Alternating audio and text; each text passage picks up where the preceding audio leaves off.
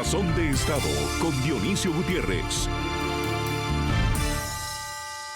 La irresponsabilidad fiscal no es solo mala administración, es la antesala del desorden, la plataforma de la corrupción y en muchos casos el prólogo de la ruina.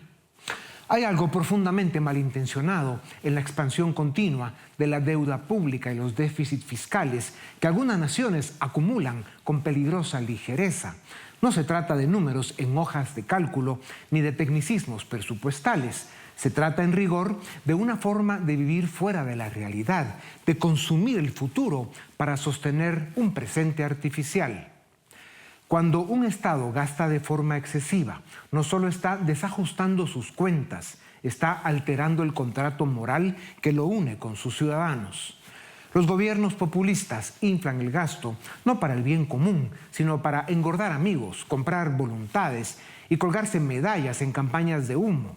Cuando llega la hora de pagar, nadie fue, nadie vio y el responsable ya no está. El déficit, cuando deja de ser una herramienta coyuntural y se convierte en hábito estructural, deja de ser economía y pasa a ser indecencia y traición. Ahí aparecen los deudores que juran por su honra y no pagan por su alma. Gobiernos que hacen promesas que brillan como oro en papel, pero pesan como plomo en los bolsillos del pueblo. Estos agujeros en las cuentas públicas no solo se abren por ignorancia, sino casi siempre por codicia. Sería más honrado y honorable gobernar con prudencia, sin gastar en fiestas cuando no hay ni para el pan.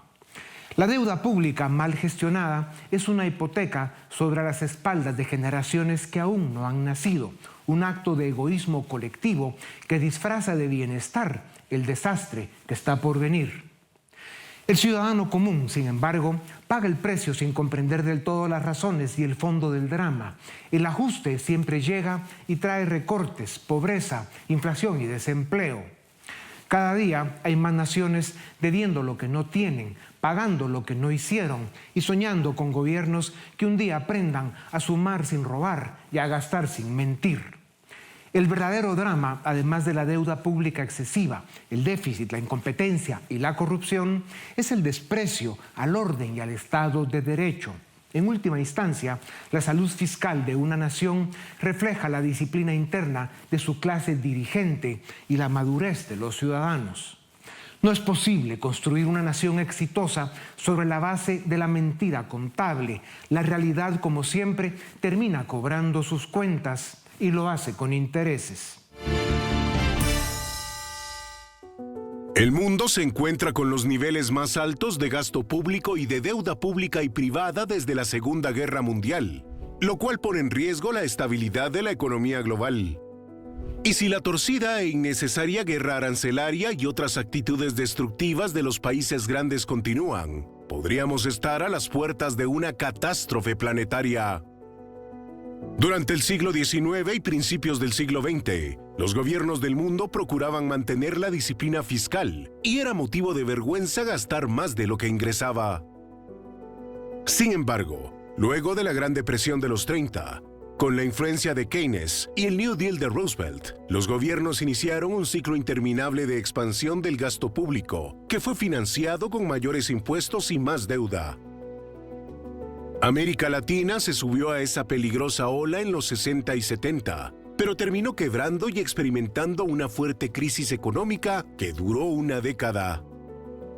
Hoy en día, los países desarrollados son los más endeudados del planeta, con casos extremos como Japón, Italia, Estados Unidos y Francia, cuya deuda pública es más grande que su Producto Interno Bruto anual, limitando su capacidad de maniobra para impulsar crecimiento económico en el corto plazo. La deuda pública tiene sentido cuando se destina para proyectos de infraestructura que hacen más productiva la economía y permiten generar ingresos para pagar dicha deuda y sus intereses en el futuro.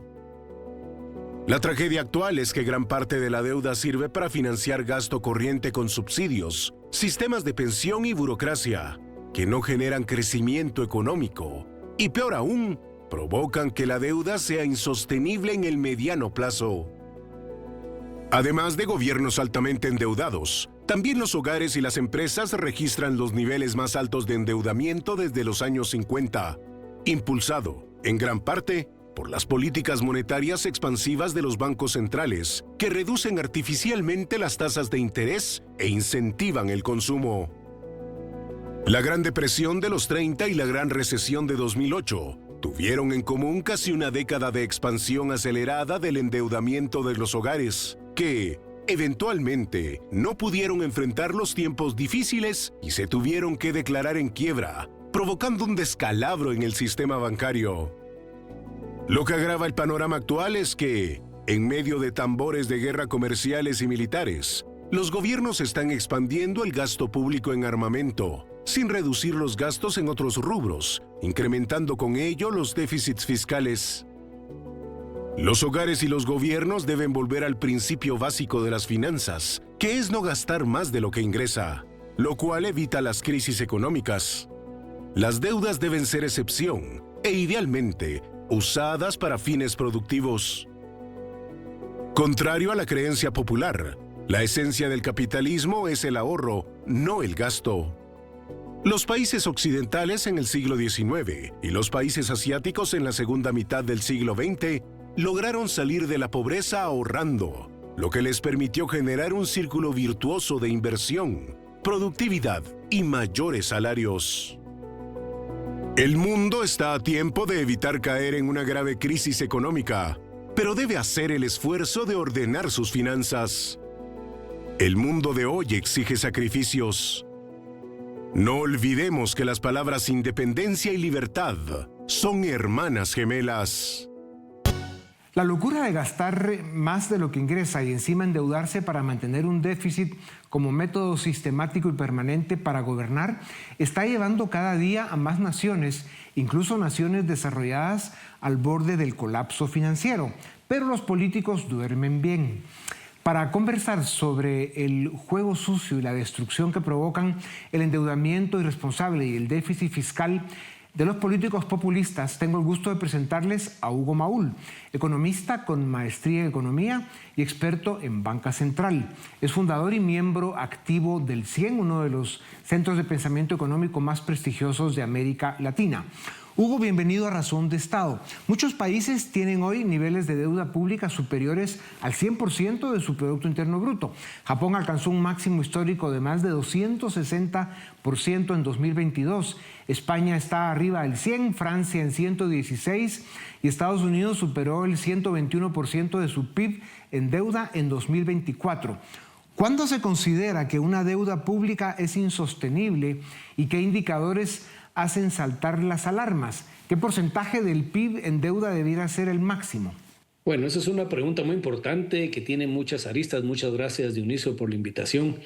Digamos, si uno se ciña a la técnica, uno diría que siempre que la tasa de crecimiento económico supere a la tasa de interés a la cual se contrata la deuda, el país estaría generando los medios para pagar la cuota mínima, que son los intereses. No estamos considerando pagar la deuda. Eso es un supuesto importante. La deuda nunca se paga, solo pago los intereses del servicio de la deuda. En ese sentido, pues países que crecen poco o las tasas de interés están muy bajas o están por encima de sus capacidades. Aquí el problema fundamental que esta regla técnica no menciona realmente es para qué se usa esa deuda.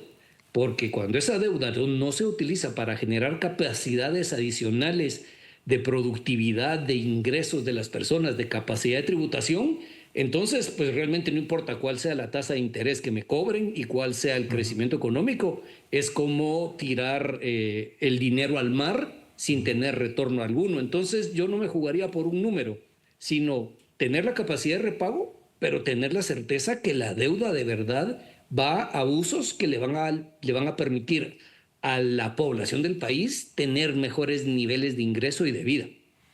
Claro, y hablando de eso, Hugo, ¿qué efectos tendría entonces unos niveles de deuda pública mal utilizados, que se pierden en gasto, derroche y corrupción sobre la economía de un país?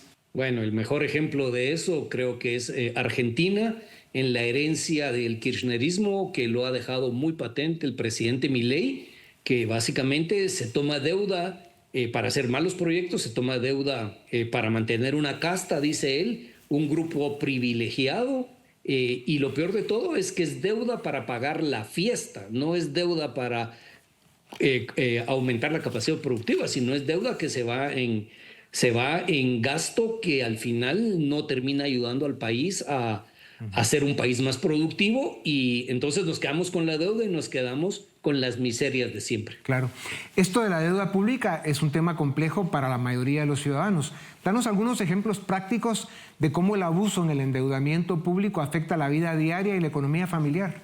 Bueno, aquí el asunto fundamental es que la deuda a uno como ciudadano lo engaña, porque uno dice, bueno, si el gobierno gasta pero no me está cobrando impuestos, para mí mejor, porque entonces no están tocando mi billetera, no están tocando mi monedero. El problema fundamental es que no estamos nosotros como contribuyentes y ciudadanos viendo el futuro. Los gobiernos no crean riqueza, los gobiernos redistribuyen lo que le quitan a los contribuyentes que pagan sus impuestos. Entonces la deuda, en términos generales, es una carga futura tributaria que habrá que hacerse cargo cuando llegue el momento de refinanciar la deuda, de pagar los intereses. ¿Qué ejemplos tenemos de países que hayan manejado bien una deuda elevada sin caer en crisis? Bueno, yo empezaría, Dionisio, mencionando un país que a lo mejor no le prestan mucha atención en los mercados internacionales, que es mi país, Guatemala, que no tiene una deuda grandísima, pero ha mostrado, a pesar de los políticos y a pesar de las locuras que se han hecho en los últimos 40, 50 años, son casi 100 años de estabilidad. La deuda apenas sobrepasa el 30% del PIB. Los intereses de la deuda se pueden financiar adecuadamente bien todavía, pero tenemos países, bueno, el mismo Estados Unidos es un ejemplo de un nivel de endeudamiento que, si no fuera la potencia mundial que es y el dólar no representara ese activo de seguridad en el mundo, Estados Unidos debería estar en la situación de Argentina o de Brasil, de inflaciones crónicas y situaciones graves en cuanto a la capacidad del Estado. Y hablando de Brasil, Hugo, y también de México, el pago de intereses de la deuda representa más del 20% de su presupuesto anual. ¿Qué impacto tiene esto en la capacidad del Estado para financiar servicios esenciales como salud, educación e infraestructura? Esto es muy sencillo, Dionisio, y para que lo entiendan todos nuestros televidentes, esto es como la tarjeta de crédito. ¿Cuál es el pago mínimo de la tarjeta de crédito? El pago mínimo es para pagar los intereses y punto. Cuando uno ya compromete 20% de su salario en el pago mínimo de la tarjeta, es porque la deuda es imposible de pagar, imposible de hacerle frente. Entonces, en el caso de estos países altamente endeudados, el problema que tienen es que el presupuesto público, en su mayoría, se va para pagar los intereses. Y como no alcanza luego para salud, luego para educación, para infraestructura, tienen que recurrir a más niveles de endeudamiento, lo cual aumenta la factura. Por eso yo ponía antes el ejemplo de mi país, Guatemala, porque a pesar de todo, aunque estamos en unos niveles riesgosos, todavía no hemos llegado a los niveles que provocaron las crisis de los 80s y 90s en Latinoamérica, donde básicamente se cobraban impuestos para pagar intereses de la deuda. Así es. Eso es insostenible, y aquí lo importante es que es adictivo este asunto de la deuda, porque no lo sienten los contribuyentes en el corto plazo. Si no se ataca, puede ser una Guatemala muy estable y muy predecible, pero es una bola de nieve que va creciendo en función de la tasa de interés y en función de los desmanes de los políticos. Claro. Para concluir, Hugo, ya pasaron 5 años de la pandemia que provocó un incremento de la deuda pública sin precedentes en muchos países. Aquellas medidas se justificaron como algo temporal, sin embargo, la deuda se convirtió en vicio. ¿Cómo regresamos a una disciplina de responsabilidad fiscal y racionalidad económica? Aquí lo más importante, Dionisio, es que verdaderamente prevalezcan criterios técnicos a la hora de decidir los niveles de gasto. Sabemos que hay evaluación económica del gasto público y que debe haber prioridad en el uso del gasto público. Entender que el gasto público o el gobierno no es la cornucopia de la abundancia.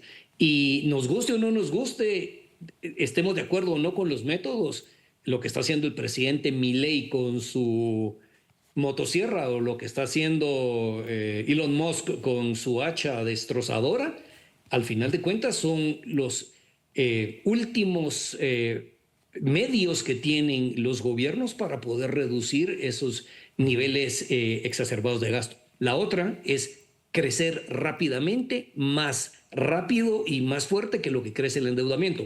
Pero eso no es fácil, y menos si la deuda se sigue utilizando para financiar la fiesta de todos los días. Ya.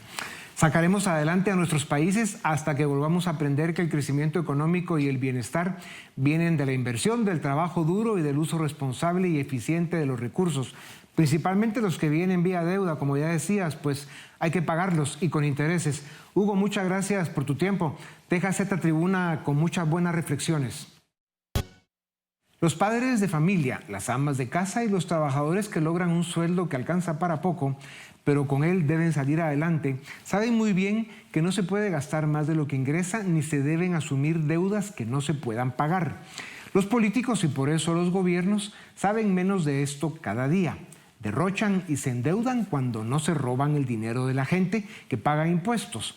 Para conversar sobre el drama y el caos que forman los políticos con las finanzas públicas, tengo el gusto de presentarles a Clinton López, director de Economía en una prestigiosa universidad liberal, tiene estudios de posgrado en Economía y cuenta con más de 20 años de experiencia en finanzas internacionales y la agroindustria. Clinton, bienvenido a Razón de Estado. ¿Por qué la mayoría de gobiernos caen en el pecado de gastar más de lo que ingresan y de endeudarse más de lo que deben? Probablemente es la propia lógica burocrática, ¿no? Que pretende hacerse crecer a sí misma y dándose más importancia de la que de verdad tiene, cuando deberían de simplemente ajustarse a las necesidades que debe tener un Estado, que básicamente es proveer unos servicios básicos y sobre todo seguridad y justicia.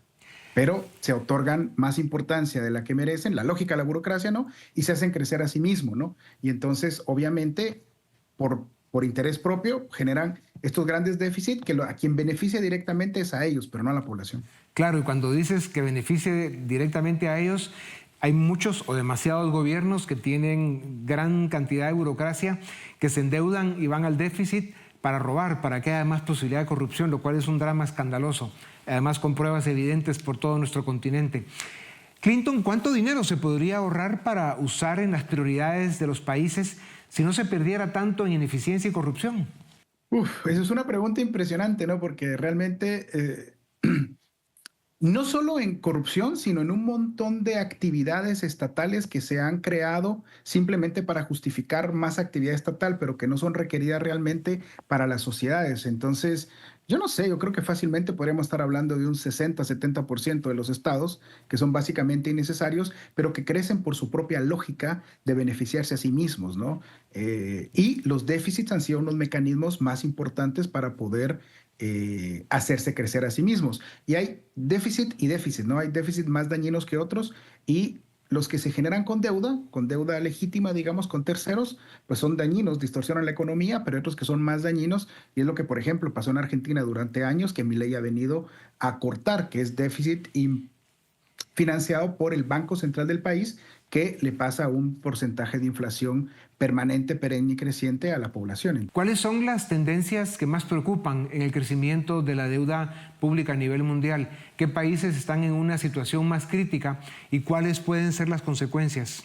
Yo creería que la tendencia más escalofriante del déficit fiscal es que ya no se está haciendo para generar infraestructura, por ejemplo, sino se está haciendo para hacer crecer el Estado con puro funcionamiento. Y eso es a nivel mundial, en países desarrollados y no desarrollados. Y lo que vemos es de que si en algún momento tiene sentido la deuda para los países, es para financiar infraestructura. Por ejemplo, Guatemala, digamos, algún nivel de deuda sería relativamente razonable si es para financiar deuda, pero en un sentido estricto no se está haciendo, sino se está haciendo a nivel general en todos los países, y Guatemala no es la excepción, para financiar funcionamiento corriente del gobierno, y entonces es la simple lógica de crecimiento del Estado. Creo que no hay país que escape a esta lógica, excepto probablemente ahorita en estos últimos años, Argentina probablemente, pero de ahí todos están en esta lógica de crecimiento sin sentido. Lamentablemente, el FMI y otros organismos hablan de 50 países con una posible crisis de deuda en riesgo de impago. ¿Podríamos estar acercándonos a una crisis de deuda soberana similar a la de los años 80? Es muy probable que podríamos enfrentarlo porque los gobiernos han crecido de una manera desmedida sin ver la capacidad de pago real que pueden generar a partir del cobro de los impuestos.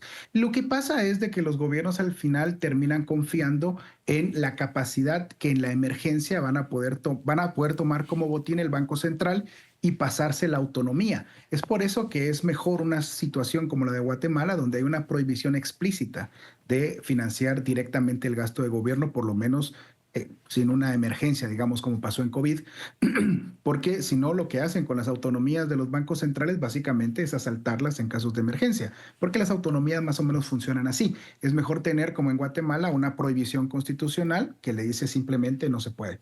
¿Cómo afecta una alta deuda pública a la inversión extranjera y la confianza en la economía de América Latina en términos generales? Yo creo que digamos que parte del gran problema es que las inversiones extranjeras pues no son 100% equity, sino que llegan, ponen una empresa, pero siempre tienen un nivel de financiamiento en los mercados locales. Y el problema con los déficits actuales que tenemos es que generan un crowding out tremendo y encarecen, digamos, la deuda privada y escupen, digamos, la inversión privada por inversión estatal, ¿no? Entonces, al final lo que hacen es encarecer el funcionamiento de las inversiones que vienen inclusive con inversión extranjera directa, porque no son 100% equity. Es una mentira pensar que la deuda interna de los déficits de los gobiernos no generan distorsiones en los mercados locales de deuda y encarecen, por lo tanto, la deuda de los privados locales y de los privados internacionales. Entonces, tendríamos más inversión extranjera directa en su totalidad si no fuera por el déficit fiscal. Claro. Hemos visto esto en muchos países del deterioro en su sistema fiscal, en su economía, etcétera, pero la política y la economía están inevitablemente conectadas. ¿Cuáles son las implicaciones sociales de un ajuste fiscal severo para reducir el déficit en los países que decidieran hacerlo cuando se fueron demasiado al otro extremo? ¿Es posible hacerlo sin afectar a los sectores más vulnerables? Yo creería que no, porque al final esos ajustes van a terminar ajustándose vía inflación, porque van a terminar, como decía en la intervención anterior, asaltando los bancos centrales para cerrar ciertos mecanismos de ciertas deudas abiertas que tenían, aunque posteriormente las redujeran, pero van a terminar siendo saldadas vía inflación, vía impresión monetaria, que es terrible, ¿no? Entonces va a terminar pasando factura a las poblaciones más vulnerables y a los más pobres de Latinoamérica. Ya. Como decías, Argentina es un buen referente en este momento, van por muy buen camino. En un mundo ideal, ¿por qué no los ciudadanos debieran estar más atentos a las formas en que los políticos manejan las finanzas públicas? Ciudadanos presentes y en vigilia y leyes que limiten el déficit, la deuda y la emisión de moneda sería una ecuación deseable. Esto haría más fácil la vida de todo el mundo. Clinton, muchas gracias por tu tiempo. A ustedes también gracias por acompañarnos una vez más. Esto es Razón de Estado.